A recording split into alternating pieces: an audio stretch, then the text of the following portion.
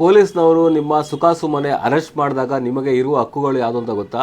ಮೊದಲನೇ ಸರಿ ಸ್ನೇಹಿತರೆ, ನಿಮಗೆ ಪೊಲೀಸ್ನವರು ಅರೆಸ್ಟ್ ಮಾಡಿದಾಗ ನೀವು ರೀಸನನ್ನು ಕೇಳುವ ಹಕ್ಕನ್ನು ಒಳಗೊಂಡಿರ್ತೀರಿ. ಯಾವ ಕಾರಣಕ್ಕೆ ನನ್ನನ್ನು ಅರೆಸ್ಟ್ ಮಾಡಿದ್ದೀರಾ, ಏನಕ್ಕೋಸ್ಕರ ಅರೆಸ್ಟ್ ಮಾಡಿದ್ದೀರಾ, ಅದ್ರ ಬಗ್ಗೆ ನೀವು ರೀಸನ್ನ ಕೇಳುವ ಒಂದು ಬೇಸಿಕ್ ರೈಟ್ಸ್ ಇರುತ್ತೆ ಸ್ನೇಹಿತರೆ. ನಂತರದಲ್ಲಿ ಹೇಳೋದಾದರೆ, ನೀವು ಪೊಲೀಸ್ ಅರೆಸ್ಟ್ ಮಾಡಿದ ನಂತರದಲ್ಲಿ ನಿಮ್ಮ ಫ್ಯಾಮಿಲಿಗೆ ಅಥವಾ ಹತ್ತಿರದ ಸ್ನೇಹಿತರಿಗೆ ಒಂದು ಇನ್ಫಾರ್ಮೇಷನ್ ಕೊಡುವ ಒಂದು ಹಕ್ಕನ್ನು ಸಹ ಒಳಗೊಂಡಿರ್ತೀರಿ.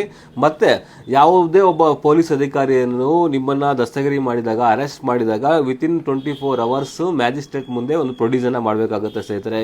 ಒಂದು ವೇಳೆ ಪ್ರೊಡ್ಯೂಸ್ ಮಾಡಿಲ್ಲ ಅಂದರೆ ಅದು ಇಲ್ಲಿಗಲ್ ಆಗುತ್ತೆ. ಅವರ ವಿರುದ್ಧ ನೀವು ಆ್ಯಕ್ಷನ್ನ ನೀವು ತಗೊಳ್ಳೋದಕ್ಕೆ ಮ್ಯಾಜಿಸ್ಟ್ರೇಟ್ ಮುಂದೆ ಕಂಪ್ಲೇಂಟ್ ಸಹ ಕೊಡ್ಬೋದು ಸ್ನೇಹಿತರೆ.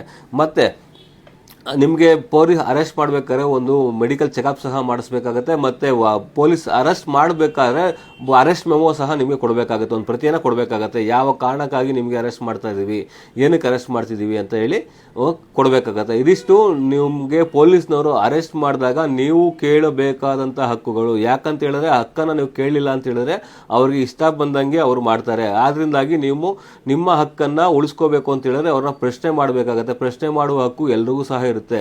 ಆದ್ರಿಂದಾಗಿ ನಿಮಗೆ ಬೇಕಾಗಿರೋ ಹಕ್ಕುಗಳು ಈ ಮೇಲ್ಕಂಡಂತ ಹೇಳ್ದಂಗೆ ಅವೆಲ್ಲವೂ ಸಹ ನೀವು ಕೇಳ್ಬೋದು. ಯಾವುದಾದ್ರೂ ಒಂದು ವೈಲೇಷನ್ ಮಾಡಿದ್ರೆ ಖಂಡಿತವಾಗ್ಲೂ ನೀವು ಡೈರೆಕ್ಟು ಮ್ಯಾಜಿಸ್ಟ್ರೇಟ್ ಮುಂದೆ ಪ್ರೊಡ್ಯೂಸ್ ಮಾಡಿದಾಗ ನೀವು ಪೊಲೀಸ್ನವ್ರು ಈ ಥರ ಮಾಡಿದ್ದಾರೆ, ಈ ಥರ ನನಗೆ ವಾರೆಂಟ್ ಕೊಟ್ಟಿಲ್ಲ, ಅಥವಾ ನನ್ನ ಹತ್ತಿರದ ಸಂಬಂಧಿಕರಿಗೆ ಅಥವಾ ಫ್ಯಾಮಿಲಿಗೆ ಹೇಳಕ್ಕೆ ಬಿಟ್ಟಿಲ್ಲ ಅವರು, ಅಥವಾ ವಕೀಲರನ್ನ ಭೇಟಿ ಮಾಡೋಕ್ಕೆ ಬಿಟ್ಟಿಲ್ಲ ಅಂತೇಳಿ ಅವ್ರ ಮೇಲೆ ನೀವು ಒಂದು ಕಂಪ್ಲೇಂಟನ್ನು ಕೊಡ್ಬೋದು ಮ್ಯಾಜಿಸ್ಟ್ರೇಟ್ ಮುಂದೆ. Thank you.